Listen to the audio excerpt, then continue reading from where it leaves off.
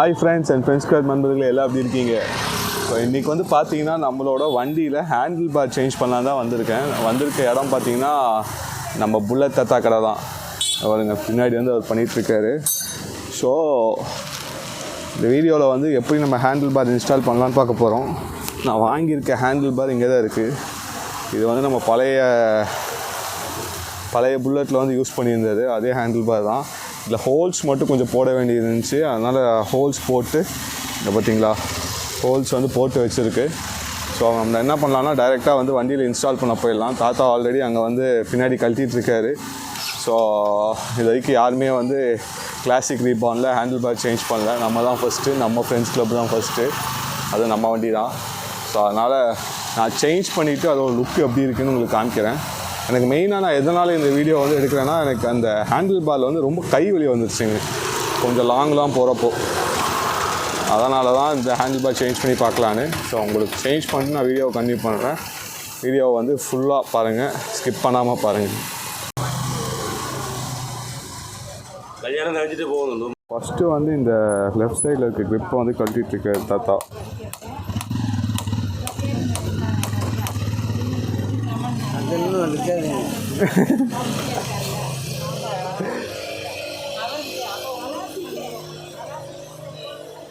So இப்போ நம்ம left side வந்து கழட்டியாச்சு. இங்கே பார்த்தீங்கன்னா நீங்கள் க்ரிப் சேஞ்ச் பண்ணுறீங்கன்னா இங்கே பாருங்கள் ஃபுல்லாகவே வந்து க்ளூ போட்டு ஒட்டியிருக்காங்க. அதனால் நீங்கள் முதல்ல அந்த க்ளூவை வந்து மெல்ட் பண்ணிவிட்டு அப்புறமா தான் அதை கழட்டணும். அது இங்கே பாருங்கள் எவ்வளோ இதுவாக இருக்குன்னு, ரொம்ப வஸ்ட். ஸோ இப்போ ரைட் சைடு வந்து அதை சேஞ்ச் பண்ணிவிட்டு இந்த ஒரு சேலஞ்ச் என்னென்னா, நம்மளோட கிளட்ச் ஒயர் வந்து அந்த ஹேண்டில் பாருக்கு கரெக்டாக இருக்குமான்னு தெரியல. அதுக்கு ஏதாவது ஒரு அட்ஜஸ்ட்மெண்ட் பண்ணணும். அதுவும் தாத்தா பார்க்குறேன்ட்டு இருக்காரு. இப்போ ரைட் சைடு வந்து ஈஸியாக கழட்டிட்டோம். இந்த சைடு தான் வந்து கொஞ்சம் ப்ராப்ளம் ஆயிடுச்சு. பிரச்சனை இல்லை, கழட்டியாச்சு. ஸோ அதை கழட்டி முடிச்சுட்டு நெக்ஸ்ட் அந்த ஹேண்டில் பாரை வச்சு ஃபிக்ஸ் பண்ண வேண்டியது தான். க்ரிப்ஸ் வந்து பார்த்திங்கன்னா பாருங்கள் ரொம்ப ஒரு மாதிரி ஆயிடுச்சு. அதனால் நான் பேசாமல் ஹிமாலயன் க்ரிப்ஸ் வாங்கி போடலாமான்னு அவர்கிட்ட சஜஷன் கேட்டிருக்கேன். ஸோ அவர் பார்க்கலான் இருக்கார். கிடச்சிச்சின்னா ஹிமாலயன் க்ரிப்ஸே வாங்கி போட்டலான்னு பார்க்குறேன். ஸோ இப்போ பார்த்தீங்கன்னா ரைட் சைடும் வந்து ஃபுல்லாக ரிமூவ் பண்ணியாச்சு. இப்போ மெயினாக வந்து இந்த ஹேண்டில் பாரில் மவுண்ட் பண்ணியிருக்க இந்த ஸ்க்ரூஸ் தான் நெக்ஸ்ட் வந்து ரிமூவ் பண்ணேன். மார்க் படாமல் கட்ட போகிறேன். அதுக்கு தான் இந்த தொடக்கலாம். ஓ புரியுதா? போல்ட்டில் மார்க் போடாமல் கழட்டுவீங்க. அதுக்கு தான் தொடச்சிட்டு கழட்டுறதா? பார்த்தீங்களா, இதில் கூட ஒரு இது இருக்குது. நான்லாம் வீட்டில் கழட்டினேன்னா எல்லா போல்ட்டையும் மார்க் வந்து கிடக்கும். சரி, ஓகே. இப்போ பார்த்தீங்கன்னா ஃப்ரெண்ட்ஸ் அந்த 4 ஸ்க்ரூ கழட்டியாச்சு. நெக்ஸ்ட் இந்த ஹேண்டில் பார் வந்து அப்படியே வெளில வந்துடும். வெளில வந்தோன்னே இந்த பழைய ஹேண்டில் பார் எடுத்து ஃபிக்ஸ் பண்ண வேண்டியது தான்.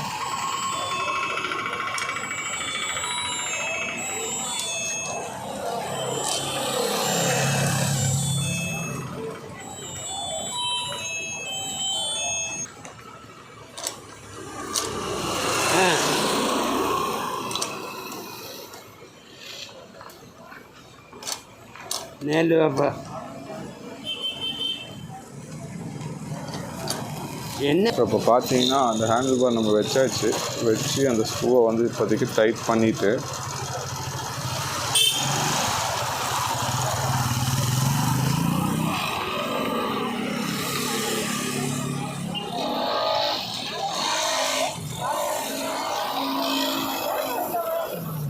அதுக்கப்புறமா தான் ஒயரிங்லாம் பார்க்கணும். லென்த் எப்படி கரெக்டாக வருது அப்படின்னு. அதான் சொன்னார், ஒயரிங் வந்து பத்தாது அப்படின்ற மாதிரி சொன்னார். ஏதாவது ஒரு அட்ஜஸ்ட்மெண்ட் பண்ணி தான் போடணும். ஏன்னா இது ஹேண்டில் பார் வந்து லென்த்து பிரெத்து வந்து கொஞ்சம் பெருசாக வருது இல்லைங்க. இப்போ ரைட் சைடு வந்து ஃபிக்ஸ் பண்ணியாச்சு. அதோட எக்ஸ்லேட்டர் கேபிள் வந்து கொஞ்சம் லென்த்தாக வேணுன்றதுக்காக இந்த சைடில் வந்து லூஸ் பண்ணி இந்த கேபிளை வந்து இப்போ போட்டிருக்கு. அப்போ தான் கொஞ்சம் ஃப்ரீயாக போகும். ஸோ அந்த சைடு முடிஞ்சு ஒர்க்கு. இனி வந்து நம்ம இந்த சைடு மட்டும்தான் பார்க்கணும்.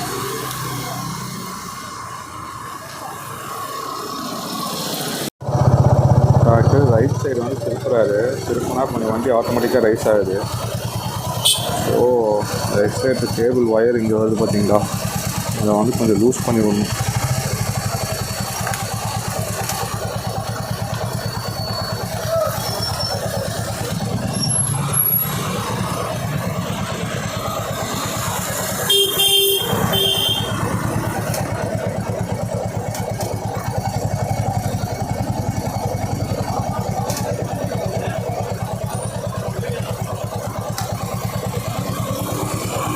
இப்போ பாருங்கள், ஹேண்டில் பார் வந்து ஃபிக்ஸ் பண்ணியாச்சு. வேறு லெவலில் இருக்குது ஹேண்டில் பாரு, தெரியுதா?